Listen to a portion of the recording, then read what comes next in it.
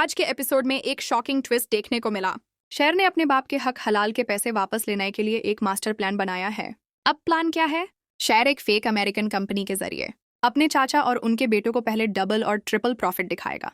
पहले 2-3 मंथ्स में जब उन्हें लगेगा कि यह कंपनी बहुत ही प्रॉफिटेबल है, वो अपना सारा पैसा इसी कंपनी में इन्वेस्ट कर देंगे और तब शेर उनका पूरा पैसा वापस लेकर कंपनी को उनके सामने फ्रॉड प्रूवे कर देगा। एंड रिजल्ट, उनका सब कुछ जीरो हो जाएगा। दूसरी साइड पे आहत की लाइफ में भी ट्विस्ट आता है। अपनी वाइफ के कांस्टेंट तानों से तंग आकर उसने अपनी मुलाजमा से सीक्रेट निकाह कर लिया है।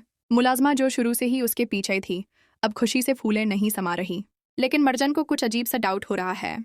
जब वो अपनी माँ से बात करती है तो नईमा बेगम उसकी बातों को लाइटली लेती हैं। लेकिन मर्जन का दार बढ़ता जाता है और वो सीढ़ियों से गिरकर हॉस्पिटल पहुंच जाती है, जहां डॉक्टर उसे मिसकैरेज की न्यूज़ देते हैं। मर्जन तूत कर रो देती है। वहीं दूसरी तरफ काका साहब अपनी लाइफ के लास्ट मोमेंट्स गुजर रहे हैं। तज बीबी के साथ उनकी बात ने सबको इमोशनल कर दिया। काका साहब ने अपनी बेटी के साथ इंसाफ नहीं किया और आज वो उसे समझाने की कोशिश करते हैं, लेकिन वक्त उनके हाथ से निकाल गया था और आखिरकार वो अपनी गलतियों का इजहार किए बगैर दुनिया से रुखसत हो गए। तज बीबी जब अपने वलीद के कमरे में आती है और उन्हें बेहोश देखकर चीख पड़ती है। सब कुछ खत्म हो चुका होता है और एंड में सीन फोकस होता है फजर पर, जो अकेली हॉस्पिटल में घूमती फिर रही होती है। तभी डोर नॉक होता है और सामने होती हैं समरा चाची। वो फजर को समझाती हैं, जो हाथ तुम्हारी तरफ बढ़ाया गया है उसे थम लो।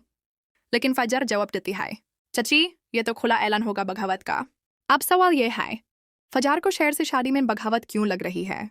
क्या वो शेर का हाथ थम लेगी या एक नई वर्ड स्टार्ट होने वाली है? अपनी राय कमेंट्स में जरूर दीजिए।